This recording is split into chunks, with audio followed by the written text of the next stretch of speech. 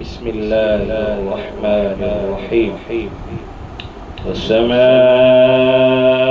والطارق وما أدراك ما الطارق النجم الثاقب إن كل نفس لما عليها حافظ فلينظر الإنسان مما خلق من ماء دافق يخرج من بين الصلب والترائب